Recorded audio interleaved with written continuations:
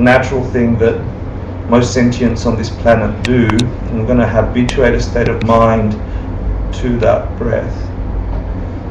And we're going to use it for one of the most powerful things you can do on the planet, which is remove suffering and give every happiness and the cause of happiness just by breathing. Imagine that as the thing that appears in your mind every time you breathe, and you don't know why, but life after life you realize that just breathing can remove suffering and can bring bliss, all the way to the ultimate bliss. And you have the power to do right now on the planet you live on. So we're going to play a little bit. But before I do that, let's make a mandala offering so we can have beautiful teachings in our hearts, and then take refuge. Sashe Bhukir Jishin Metatra Nriral Vinshin Dempari Sangye Shindu Nitevargi Dropunanda Shinatu Pasho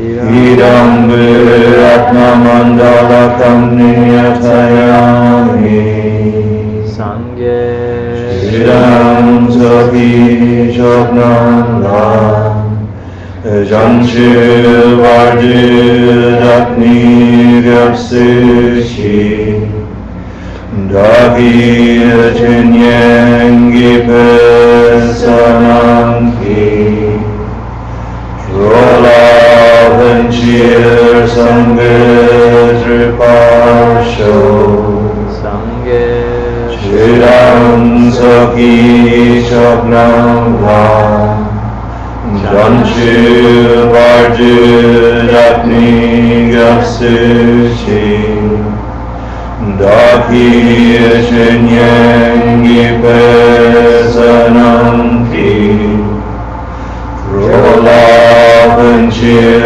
Sangetripasho Sangye Shiram Zohi Choknamna Janchu Vardu Dakni Vyapsushi Daki Shinyangi Pesananki Drola Venchir Sangetripasho.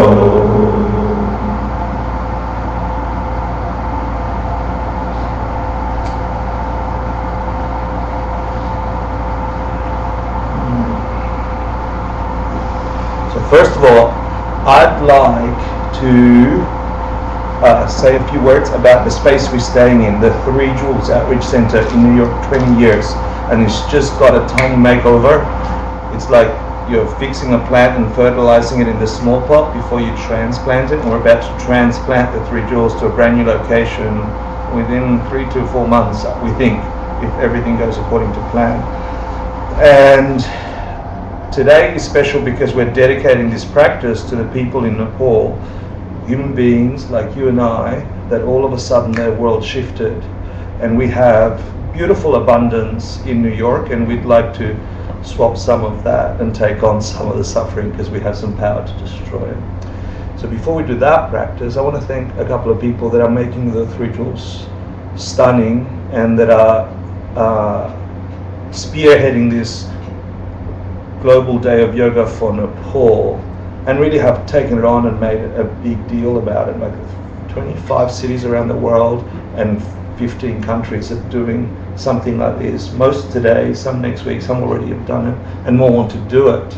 And every cent of it will go to help rebuild the villages we work with here at the Three Jewels in Nepal, real human beings that we see. No add-on costs, no taxes, everything, 100% of the money raised in all these things are going to rebuilding schools, paying for books, helping, we've already sent doctors and so on, helping people fix up their bones. And in October we're going with a bunch of people to really make a difference. So to make a big deal about the people that are helping us, I'd like to invite Stephen, who runs the Three Jewels, please come.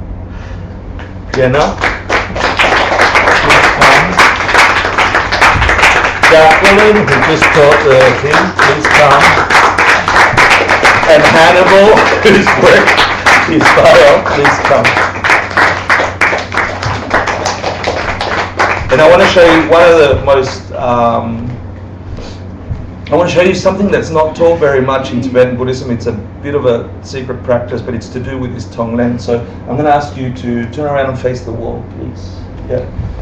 Yeah. It's like Zen meditation. Be quiet. And then I'd like you to concentrate on all the goodnesses you've just been doing.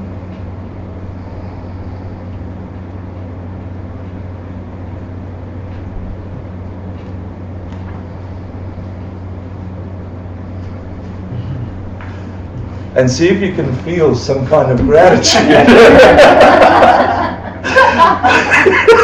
Hannibal actually threw out his back. See if you can feel some kind of gratitude from the room. I mean, you might feel some physical sensations on your body. Because some people have moved furniture, painted for 3 days, relocated Go Yoga to here, have been emailing until 1, 2, 3 o'clock in the morning, and they have jobs and they have families, and they do it for no money. And it makes a big difference.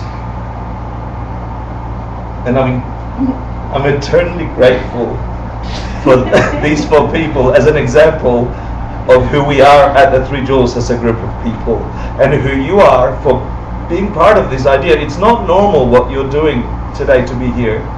You're not normal. You're welcome. You know. It's never normal. Yay. So I want to share another special realization that happened at 2-something in the morning last night. Stephen and I were crashing after painting all day. It was like 3 days of just doing and just, you know, when you can't use words and you're like, ugh. So I'm like, oh my goodness, we forgot to do this and this and this, and I just listed all the things we just didn't do yesterday. And he says, oh, don't worry, everything will just fail into place. I think that should be the next Three Jewels t-shirt. Don't worry, things will just fail into place. So relax into whatever we're doing. I wanted you to witness this, because this is a practical Tonglen. You know, these people have really given their all, and I want them to know how grateful we are. So if you want to say a few thank you, please feel free to say thank you. Thank you. Thank you, Jenna. Thank you, Hannibal. Thank you, Stephen. Thank you, Jacqueline. Okay, you can go back. More thinking. Okay, I think that was important. That was important. Thank you.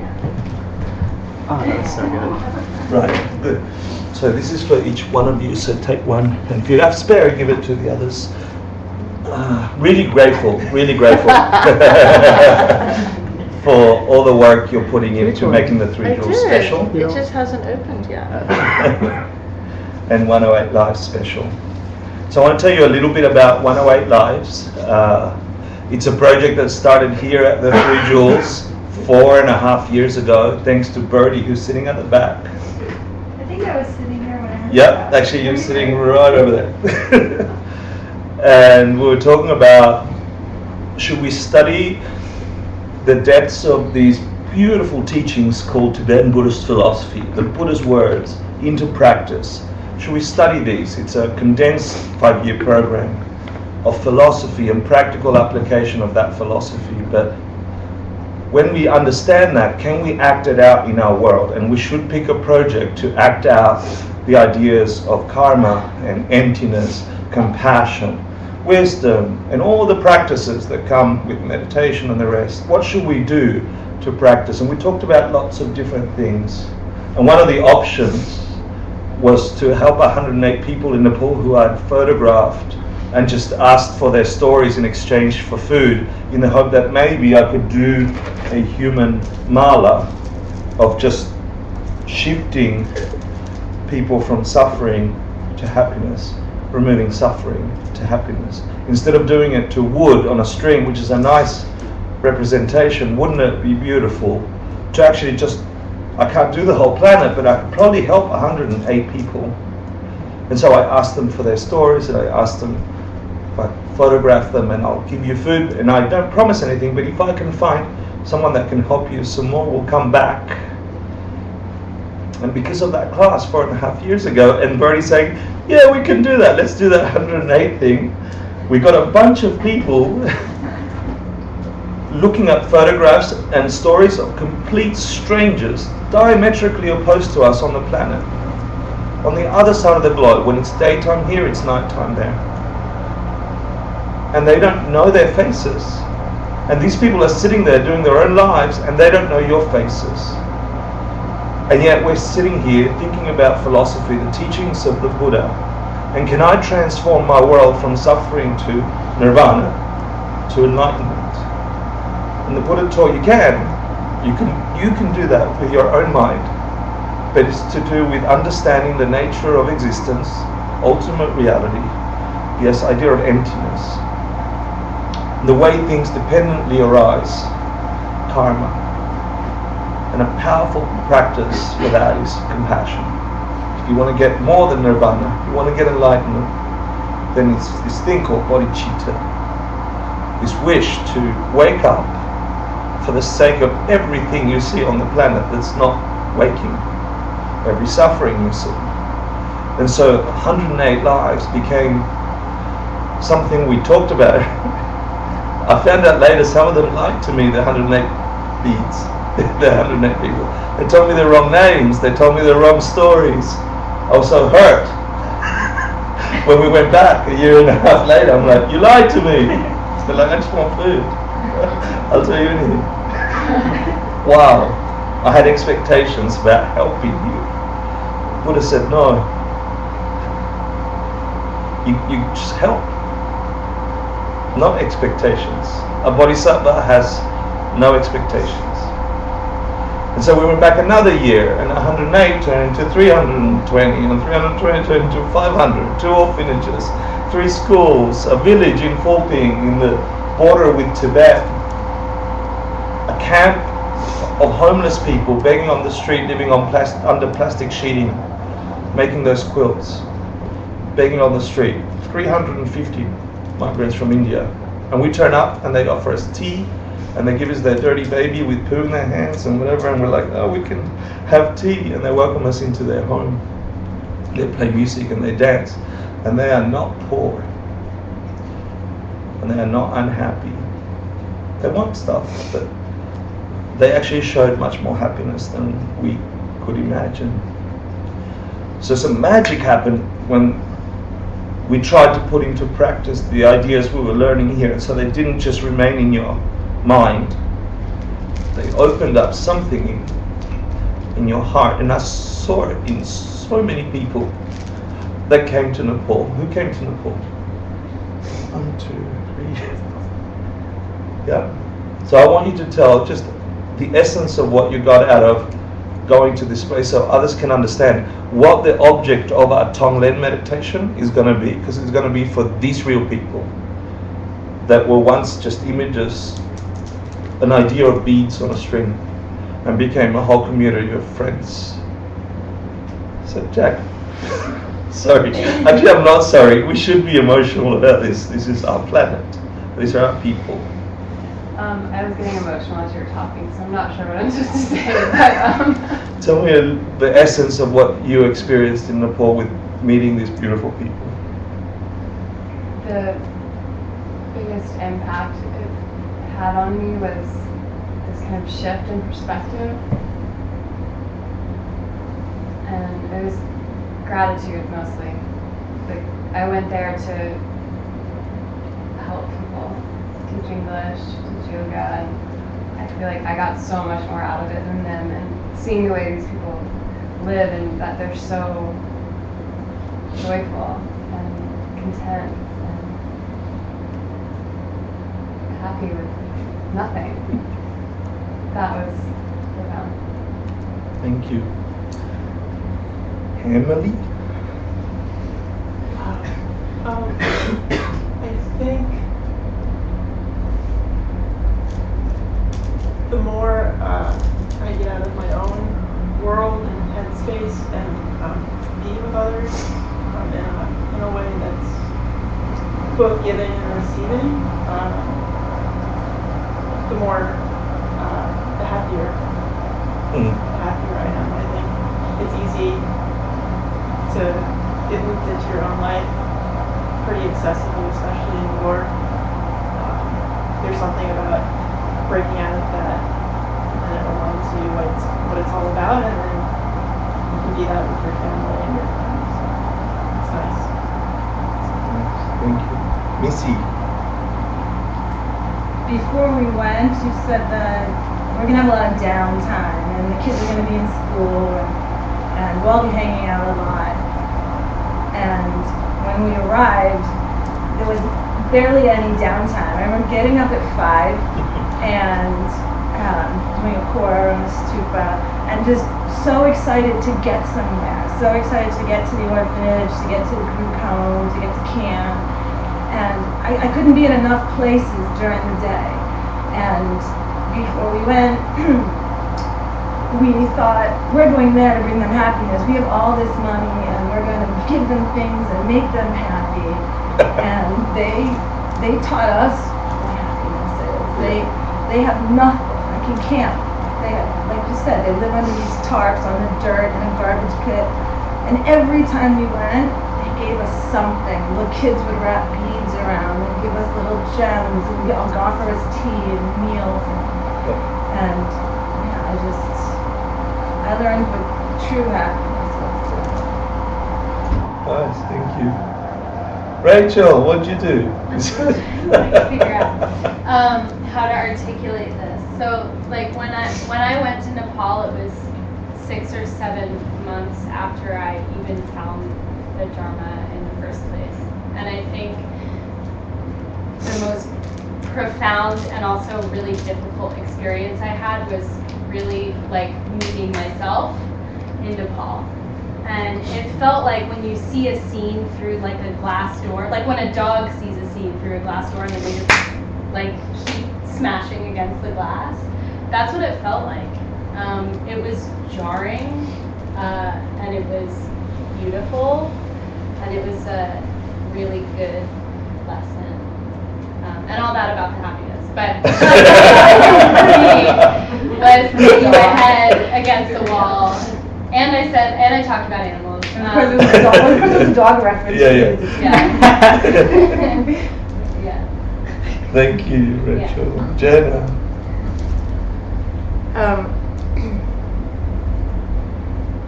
I think for me that one of the most profound experiences was recognizing and seeing the depth of compassion and resiliency in the people around me, the people that have nothing and yet will do anything for another person, and are kind, always kind. And not to say that there aren't some people that may be suffering something and will react, because that's human nature, the nature of the brain, not the Buddha mind. But it was extraordinary. And for me, I think one of my more profound moments was, aside from finding myself on the rooftop of a monastery teaching the baby monks kickboxing, and looking around and just being like, holy, how the hell did this happen? Right? It was awesome. It was at the top of Mustang. Yeah. It was really amazing. But in the Gompa there, in the monastery, doing prostrations while the baby monks were doing puja. And me and Pete were doing prostrations, and I remember with every prostration, sweat pouring from my forehead into the floorboard of the Gompa, as I promised myself and the people around me that I would do whatever I could for them, to protect the people of Nepal and to protect the Dharma.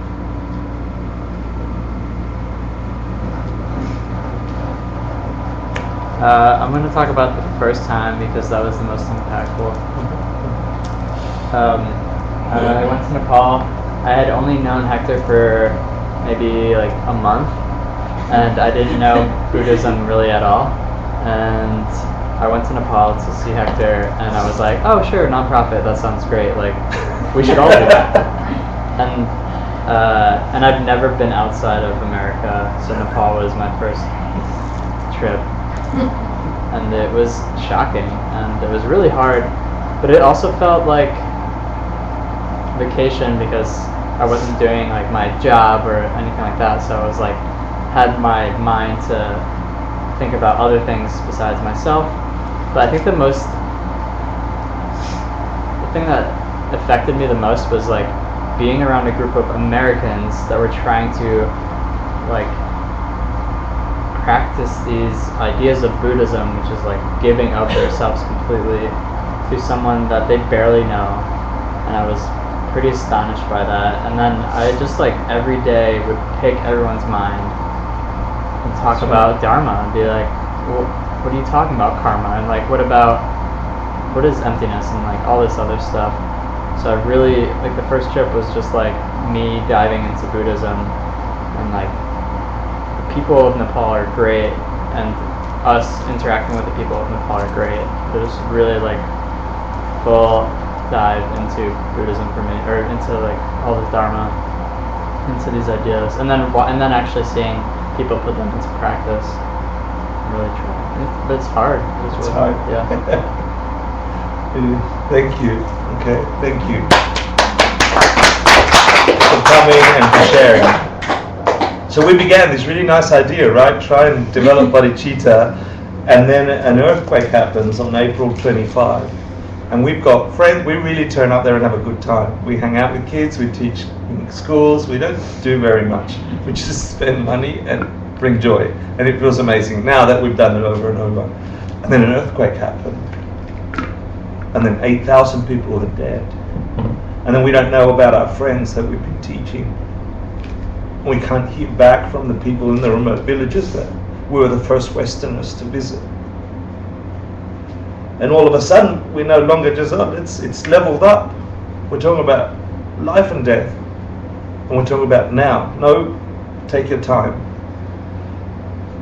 And when you start something, the teachings say, if you're going to start something, we learned it in the Bodhisattva Charvatara. Don't start something unless you can finish it. So if you start, make sure you finish. And so it was a calling for most of us to say, they need us in a different way than we were prepared to help. Like, we're just nice helpers. Help me find my mum. Help me restore my village. I don't know where my mum is. People call me. I'm in America. I don't know how to help you. So we leveled up. All the savings we had for 108 Lives for a trip planned in October, a planned trip in October. We just immediately, within 5 days of the earthquake, we figured out we're not emergency response experts, but there are people that do disaster recovery. So we were fortunate enough to meet a bunch of people that were willing to go. So we paid for 4 EMTs, emergency response people, firemen, people that have this experience. They've done Katrina, they've done, what was the cyclone here? Sandy. They've done, anyway, 3 other places. Haiti. Yeah, and I learned really quickly, we learned really quickly what needs to do. So we grabbed all that money, paid for airfares, and connected them with the UN and all the special things that happen over there, and they went to look for the village that we couldn't hear from, the ones we were first people, and we were first respondents over there, and they took rice, and they took tents, and they took water purification things, and we did that, and they just got back last week. And that was all of our money, it's gone. But it was perfect. It completely helped. They healed broken bones, they stitched up people, they checked. There was all these things you check in an emergency that we didn't know. You got to make sure all the kids have parents. Where are all your parents? Find them, identify them. The village we went to, completely flattened, every single house, not one standing. 7 people dead in that village. People we know, people that cooked for us.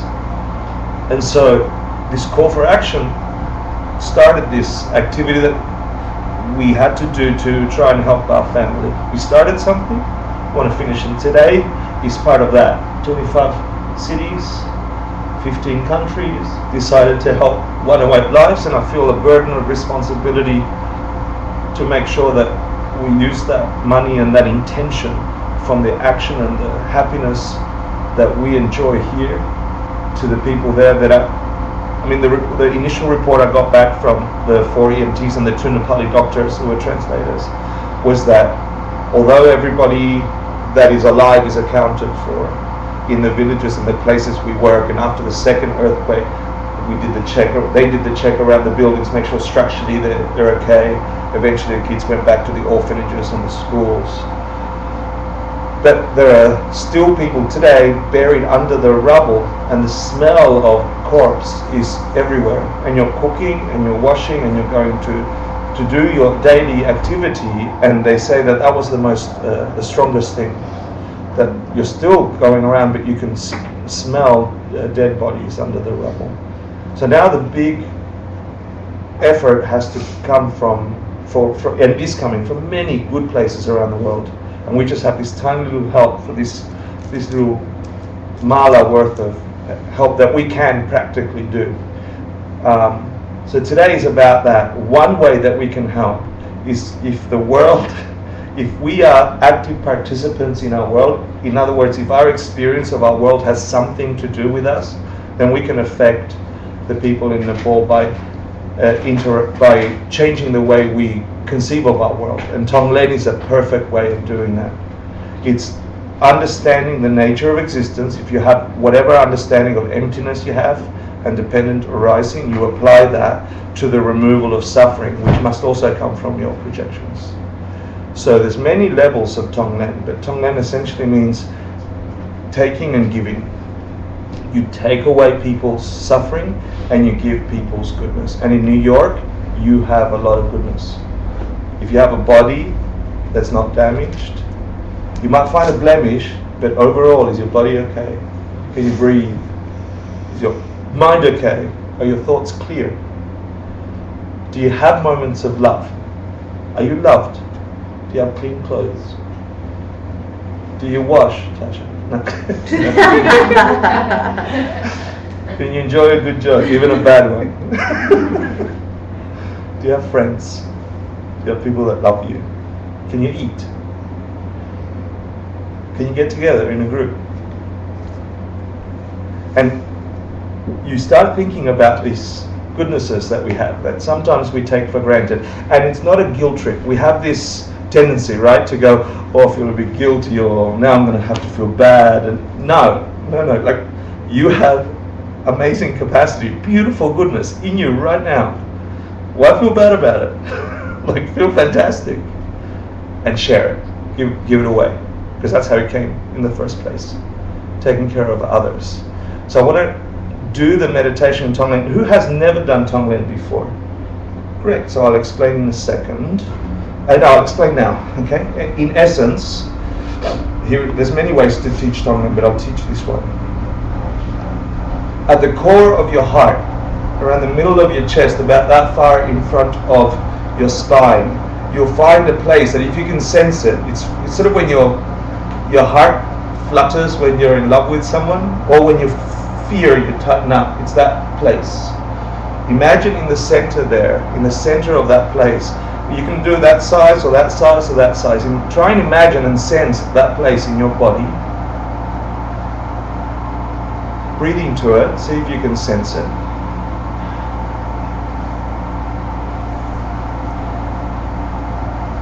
And try and conceive of your highest understanding of the nature of existence.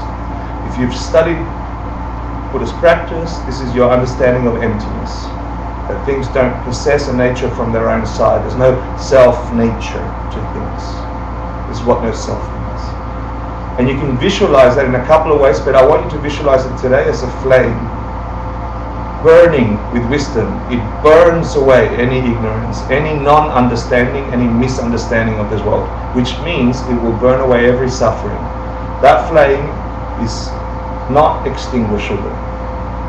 In fact, whatever ignorance or suffering that touches it, it feeds off of it, and it expands and it grows with more wisdom because it can destroy suffering. So see if you can find in your heart that symbol of your wisdom,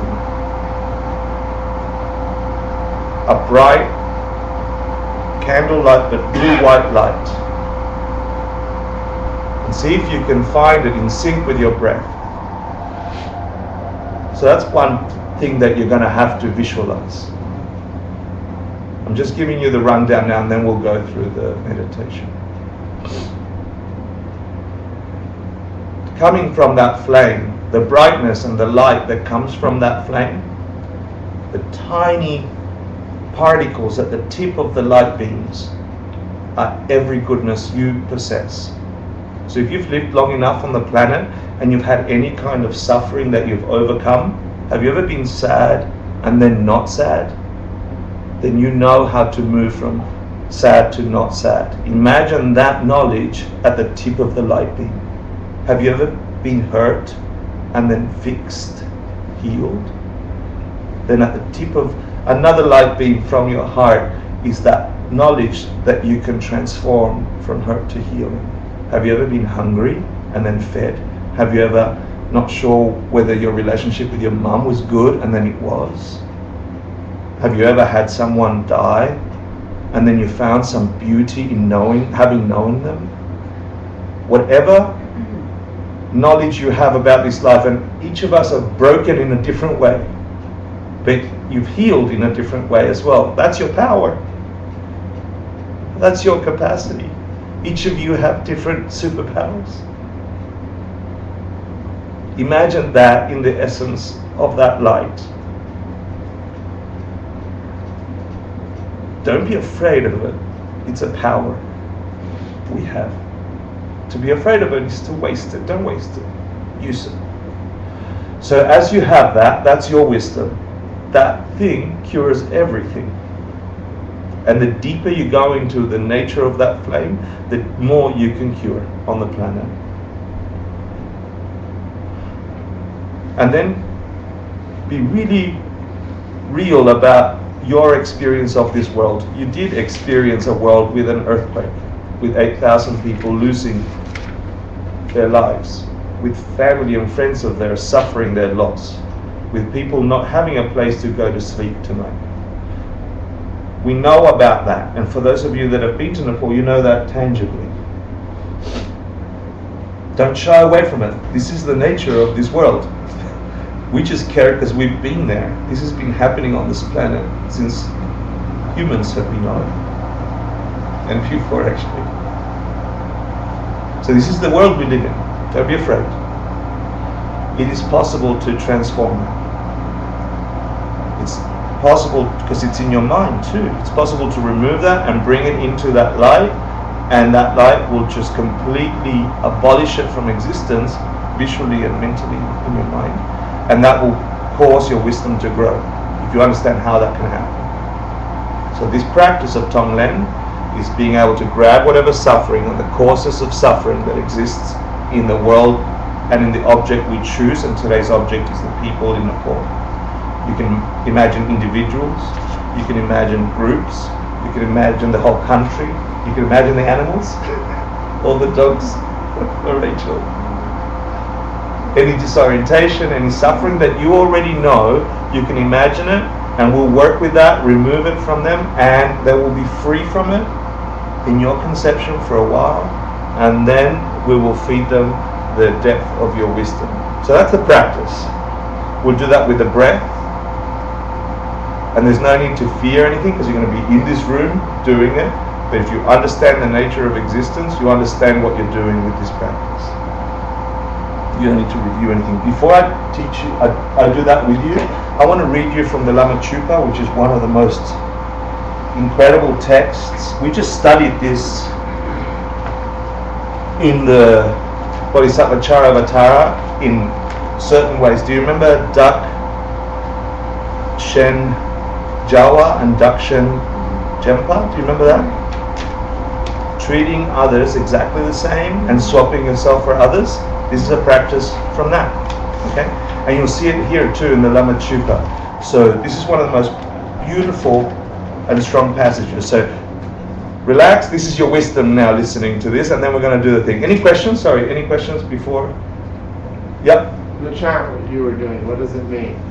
The chant we were doing at the beginning? Yeah. Yeah, it means I imagine a universe that's perfected, and you imagine a perfect mandala with the sun and moon and all the perfect offerings, and I give it to you, my guru, my teacher. May I experience a pure world. And then the second part was, I take refuge in the Buddha, Dharma and Sangha until I reach enlightenment for the sake of every living being. And we just did that 3 times. It just means, may I understand that I am an active participant of how my world exists. I take refuge in the emptiness of existence, meaning there is no nature from its own side. That the way I experience it, I can transform. I am an active participant in my reality, and therefore I can change my reality. It's stunning, because it means that every sound we hear, everything that we experience is up for transformation if we just know how to do it. So it's reminding us of that before we do any teaching. So here we go. Take your mind to that flame and see if you can feed the flame with the essence of these words. These are strong words. This is a radical practice for human beings. It is extremely powerful, and the Lama Chupa in totality is one of the most sacred and private texts in this lineage. Bless me to see that this chronic disease of taking care of myself is the road to all the misery that this very act seeks to avoid. Bless me to put the blame where it ought to lie and reach a bitter hatred for it. Bless me to destroy the mighty devil of my tendency to watch out only for myself.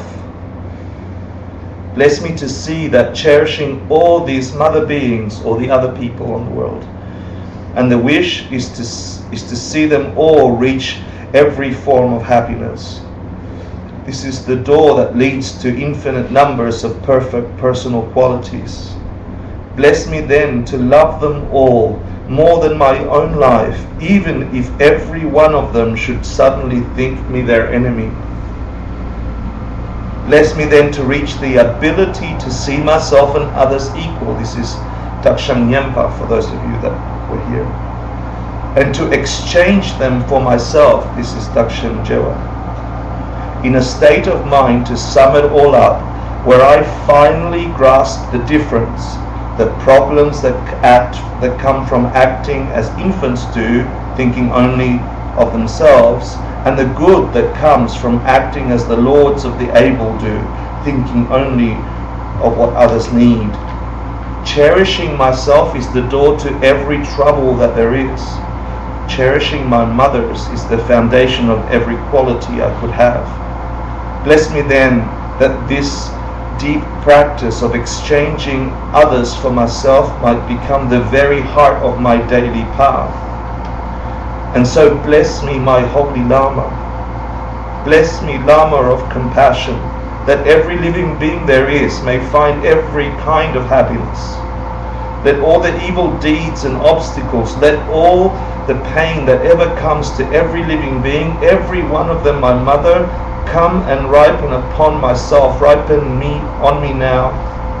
And let every goodness I ever do and all my happiness be sent their way, the way to others. This world and every being who lives upon this world are filled with the results of every wrong ever done. Let a shower of suffering fall of things I've never wanted. Bless me to see it all as a way that all the fruits of my own bad deeds might finally be exhausted. Bless me to learn to turn every problem that ever comes to me into a path that makes me go further. So this is from the Lama Chupa saying, putting this Tonglen into practice is the essence of path to enlightenment, taking on the suffering of others. So some people, when we do the thing, might have a little fear about taking on the suffering of others because I've got enough suffering already, right? This is a mistake, but nothing's going to happen to you. In fact, the opposite will happen, like they just said. The willingness to take on other people's suffering is actually what will free you from suffering. So you're visualizing stuff. What will change is your conception of where suffering comes from and that you are capable of taking care of others. So enough Hector talking. Yeah, last time for questions, and now we're going into this most beautiful and profound. Enjoy it, right? Don't freak out about it, just enjoy it. It's really stunning. Okay, so make sure your seat is comfortable, your body is going to be forgotten for a little bit. Scan your body for any tension that you may have. First of all, by finding contact between your body and the cushion. Your back is straight. Your hands are relaxed in whichever mudra is comfortable for you. Your eyes can be partly closed, not fully closed, not fully open. Enough to let light in, but not to discern shapes and colors.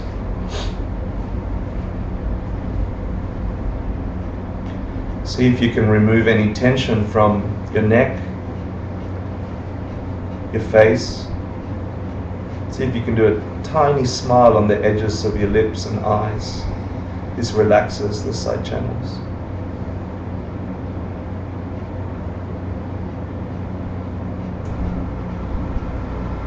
And just gently bring your awareness to the sensation of your body, your abdomen rising and falling with your breath. See if you can focus on the physical sensation. If your mind wanders, just bring it gently back to the physical sensation.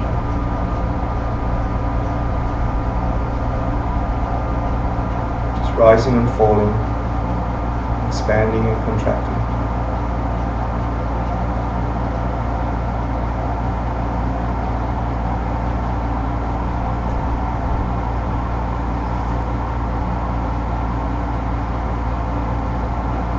Nothing else to do, just observe the sensation of your body breathing.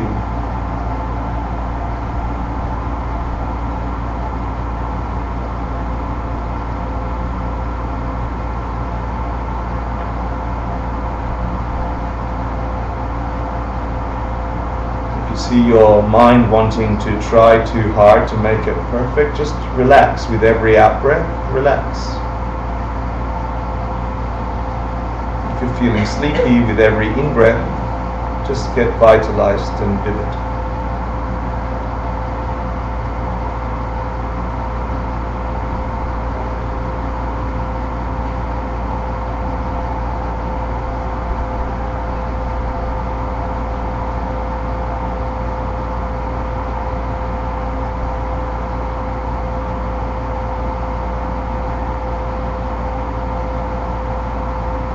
Now see if you can bring your mind to the sensation of the breath as it enters and exits your nostril. See if you can actually visualize the air going as far forward from your nostrils as possible and then coming in and filling your lungs, maybe like a blue light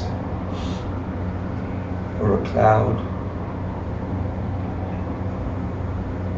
Entering and exiting your body through your nostrils.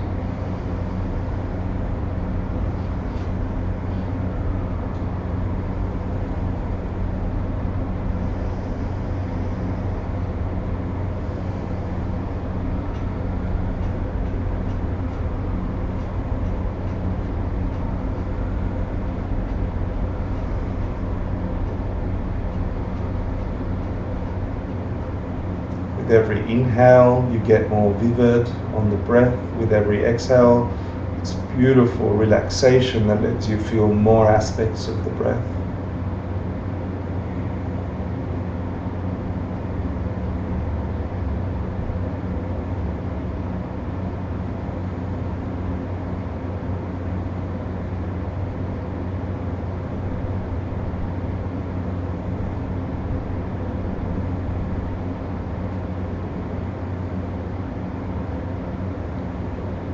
Now see if you can bring your breath to the flame at the level of your heart.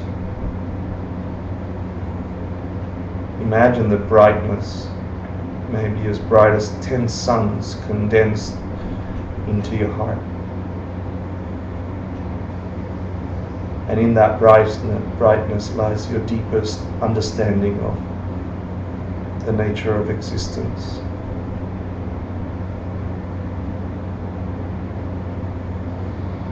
And compassion.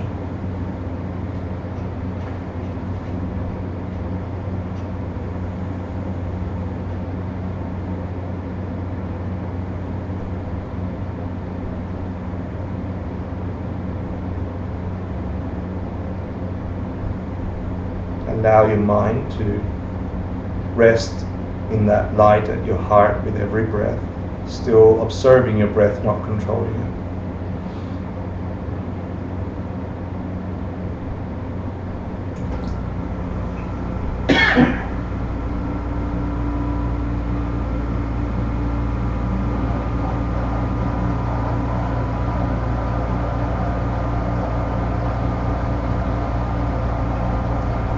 See if you can find in that flame this relaxation into being okay, being perfect as you are. The very essence of that flame is that for you, your Buddha nature.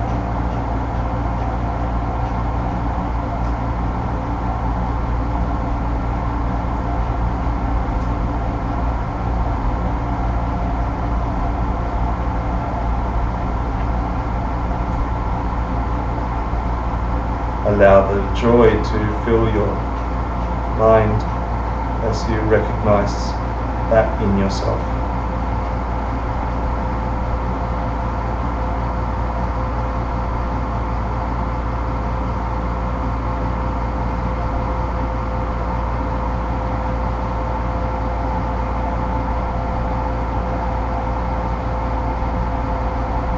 And with that perspective, now I'd invite you to visualize the people in Nepal, whether individual people, groups of people like maybe mothers or children, whole villages or a whole nation.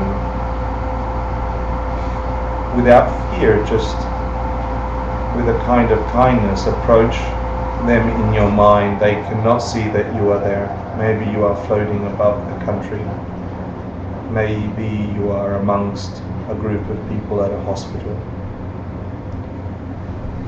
Imagine they cannot see you, but you can see them.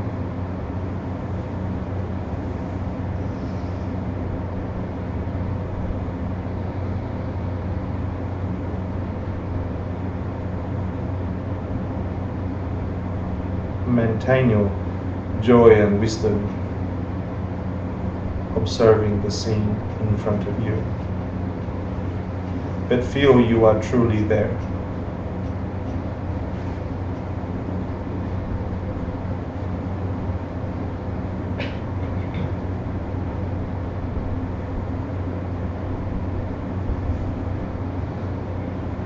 And then begin to observe the breathing of the people around you, their chests rising and falling.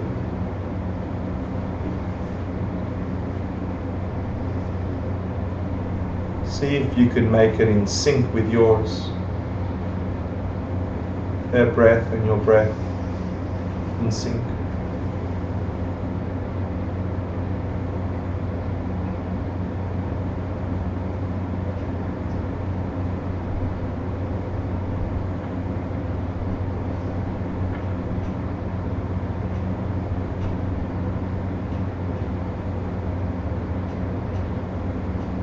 Now imagine that you are capable of seeing inside their minds, in their hearts.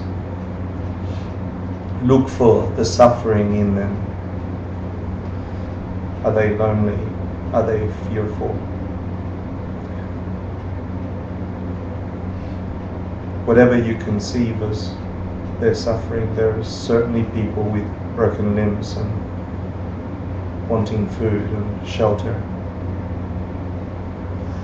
imagine you can visualize this as black smoke inside their bodies, causing the suffering that they experience.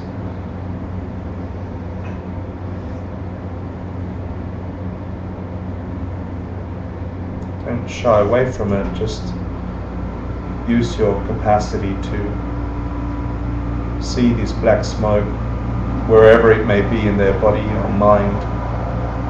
Begin to gather with your focus. The more you see it, the more it gathers in their bodies around their heart. So if they have a broken arm, the black smoke moves from their arm, the hurt from their arm begins to vanish, and they just have a conception of the hurt somewhere at their heart. If they are lonely because they miss someone, imagine the black smoke in their minds filled with loneliness begin to concentrate around their heart, and the loneliness begins to fade, but they have a memory of it at their heart, and so on. Do this with them until you can concentrate all of the black smoke as a tiny marble at the level of their hearts. You can imagine one person or 1,000 people.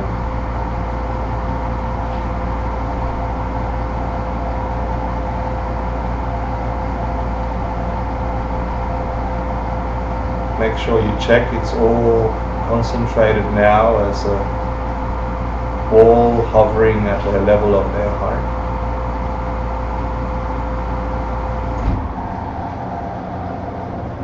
Contained inside that ball is everything that hurts them mentally or physically. Every longing, every sadness, every pain. There's nothing left except what's in that ball.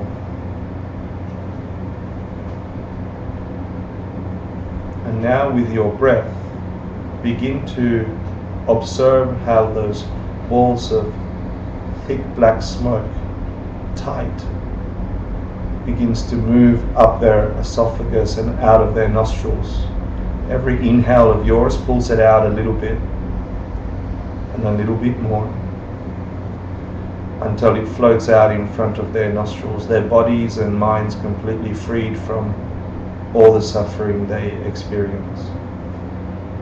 It's just now a very dense, almost like a black oil, sticky substance of smoke floating in front of their nostrils. But it's out of their body. They feel a kind of relaxation and they don't know why.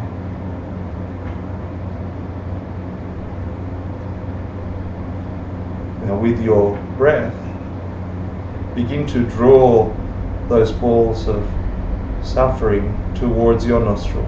Every breath brings it a little closer and a little denser and tighter until it's like tar. See if you can visualize it swirling with all the things that is getting further and further away from them. You have complete command over it, over all those packets of suffering on the world. And bring it up until the very tip of your nostril. Do not ingest it, just leave it there, floating right in front of you.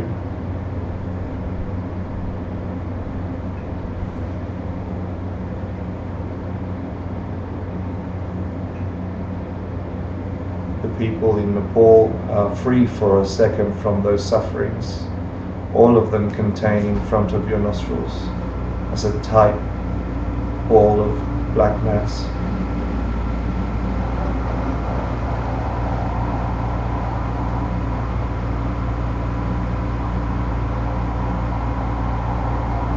Leave it parked there in front of your nostril and return your mind to the light at your heart.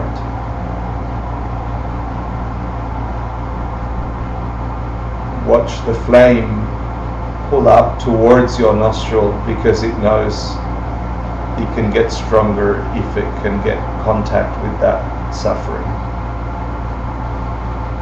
If the flame can touch that suffering, the suffering will disappear and the flame will grow stronger. Your wisdom and your compassion will grow stronger. So just recall the flame at your heart and your highest understanding of wisdom and compassion. See if you can feel it radiating bigger because it knows it has something to destroy.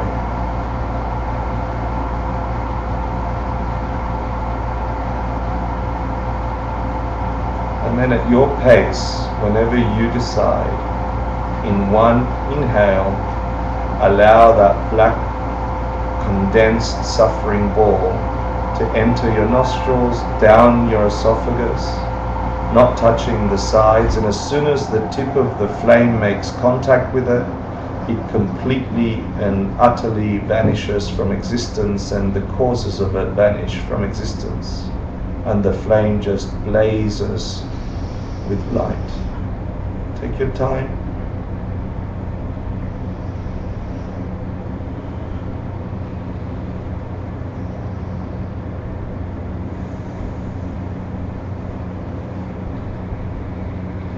And when it's gone, imagine the entire group of people you had seen feel this freedom from those sufferings. They don't know why, but they feel a sense of complete freedom from anything that was hurting them. They get clarity. They can relax for a second.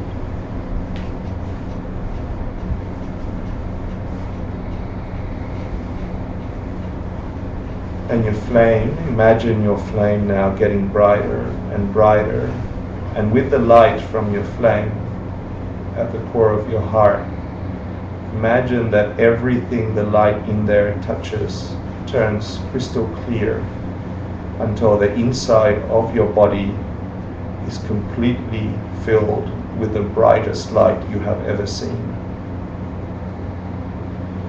So much light, in fact, many suns condensed inside the skin of your body, that it begins to pour out from every tiny pore on your skin, every thread of hair on your body, beaming with light projecting outward, brighter and brighter. And at the tip of all those light beams is the cause of every happiness and every happiness. For the hungry it is food, for the lonely it is company, for the sad it is joy. Imagine at the tip of all those light beams, every cure to every ailment on the planet exists. And observe the light from your body traveling all the way to the people of Nepal and filling their bodies with every happiness and the source of happiness. For the hungry they get food, for the lost they find their way.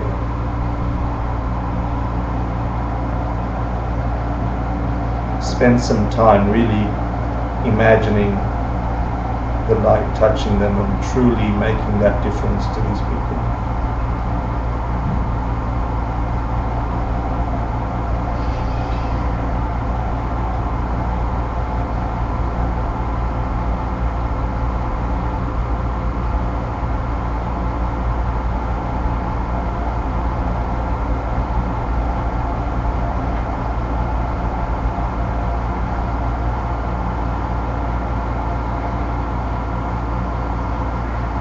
See if you can cover the whole town and city with your beams of light,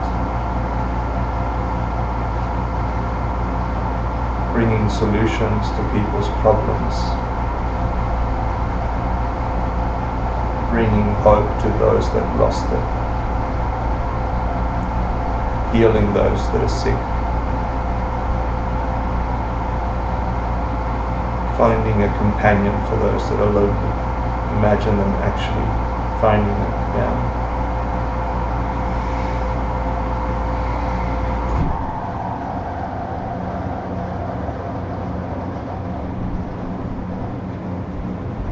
And see if you can find joy in their hearts because they've found some goodness now. And in your heart.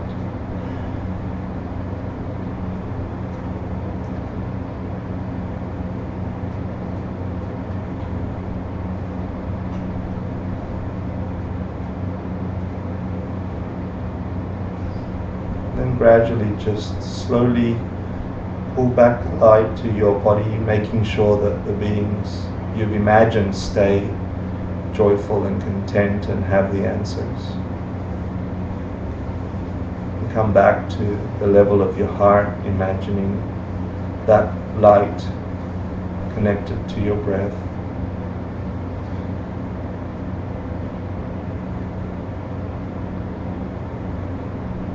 Recognize you've got the power to do this with every exhale and every inhale.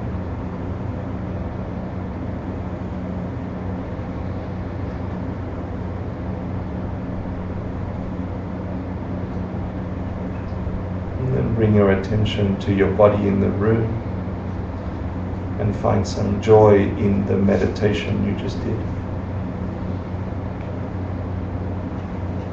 Feeling good for doing good.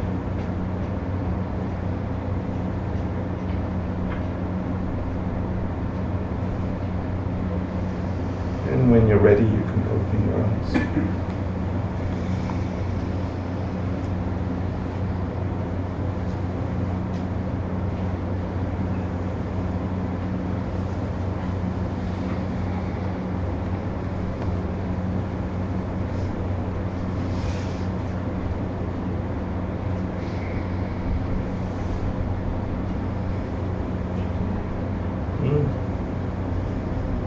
Thank you. Thank you. So when I first met these practices, I thought, just doing stuff in your head didn't make much difference. Why can't I go out there and work or do something? That'll make a difference. And the fact is that the mind comes first. If you habituate this state in your mind, your body must follow, your speech must follow. Doing these meditations, thinking of the process we just covered with any suffering in your life, with people you know, is actually what will generate the cause for what you say and what you do on the planet, over and over and over. So I want to thank you all for coming tonight and taking time from your precious lives, which are busy, I know, demands on our lives in Europe, they're crazy. And I'm really grateful for your time and presence. Know that the energy we put into tonight will completely shift people's lives that you don't even know their faces.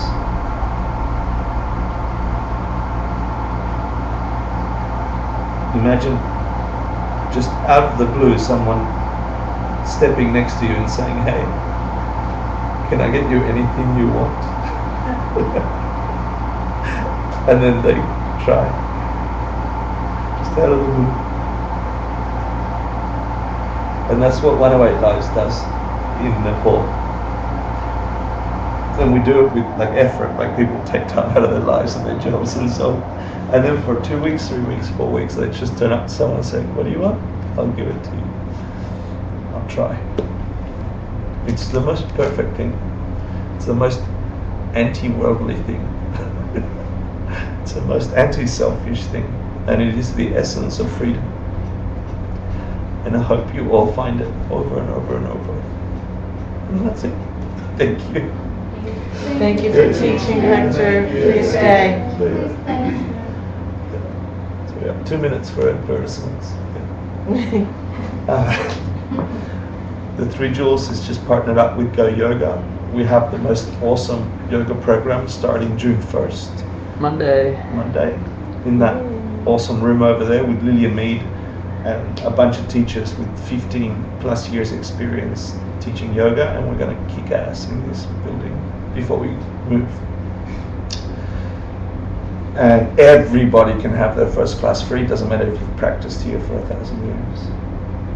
So please come and support that. That's going to be a seed for when we move. That will be a big offering.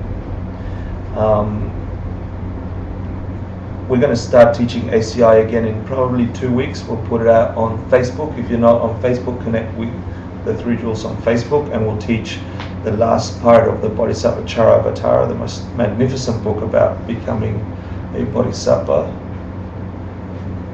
Like, you might live a normal life. People might think you're just this person in the world, but I know all of you here have different intentions when you walk around the planet, and this book is a guide to help you keep that up. You know, I say dirty jokes, I say silly jokes, I eat yucky food, I even smell bad sometimes. But I know that thanks to these teachings and these holy teachers, every time I do any of those silly things or these beautiful things, my mind is just focused on the highest thing I know. And so these books are about knowing that we're all going to live and die on the planet. But what we do in our minds as we do that transition here determines everything about your world. So you're invited, please come. A couple of weeks we'll start teaching ACI. And then there's free meditations morning and lunchtime. 2 yoga sessions a day, sometimes 3 weekend workshops. And this place is just reaching 20 years of giving stuff out for free. Thank you for being part of it. Thank you for your time. And if you can donate at the door. But the biggest donation you can do is have this practice in your life and just quietly share it in your world. I'm really grateful for you. Yeah, thank you. And all donations tonight are going to 108 Lives Nepal. All donations tonight are going to reconstructing the village of Phulping in Nepal mostly. Yeah, the school we work there is completely gone. And if you'd like to come to Nepal with 108 Lives in October, please message the Facebook page, and Jenna and I will be in touch. Yeah, we've got a group of. Huh? Oh my goodness! If you haven't seen it, go to Facebook. This is we drew out the name of the raffle last Sunday. And I'm like, I can't read his name. I'm like, I'm not sure who I'm calling, but let's FaceTime him. So we videoed FaceTiming him right from the cafe where we drew it. And he's like, who is it? And I'm like, if you don't know who it is, press FaceTime. And he's like, what? I'm like, yeah, do it. It's a good idea. So so he presses FaceTime, and it's Joram, a guy who's a builder, who's helped build a Tong mountain. Like, he's just this awesome dude, the most perfect person to go to Nepal and help rebuild, because he's one of these tobacco chewing handymen who can just do things. And we're all wusses. We're like, oh, let me teach you yoga. I know. You can punch people, but I'm like. So the look on his face was like, you're joking. I'm like, what? Like, no way. It was just stunning. So Joram won the raffle, the most perfect person to win the raffle. So we've given away a free trip to Nepal. I have word that about 30 people from South America want to come. We expect maybe 10 of them will eventually come, because tickets from South America are really expensive. Tickets from here are only $900. Yeah. So if you want to, and please. 2 weeks in Nepal probably costs you $500. Yeah, exactly. It's hardly any money. We're also doing it as an organized trip. We partner up with a travel agency, and you'll see this brochure at the front. And you can come as part of that group, and you also get Nepali cooking and dancing and all the money from, a third of the money from that trip. So you'll get all accommodation and blah, blah, blah paid for. But a third of the money from that trip from these people goes to 108 Lives as well. And we just use it to feed the kids or take them on excursion. Or this time around, it's building the schools. And lastly, this awesome book is coming out, and we're launching it here. There's a flyer at the front. If you have a cafe near you that you can put up this poster, I've got some, please take them, because it's one of our special launches for June. It talks about cities or superpowers you can really get through a yogic practice, and all of them are based in scripture. But then they're not made up. They're not like, oh, superhero. They're translated accurately from scripture and double checked and triple checked, but made into this magnificent novel. Please, it's awesome. The book launch starts here June 10th. Yeah. Anything else? I want to give to you, everyone here, that would like a picture from 108 Lives. You can donate or just take them just as a thank you for coming. I have pictures from everyone that went to 108 Lives and took pictures. We printed them as a sort of like an announcement for our foundation, and I have extra, and I want to just give them to you guys. Yeah, so please take one. You'll actually see the kids that are going to benefit from our efforts. And that's it. If you've got any questions, ask any of the people that spoke or us, but come hang out. It's a beautiful thing to do in New York City. Thank you for having a kind heart. Thank you. May your life blossom.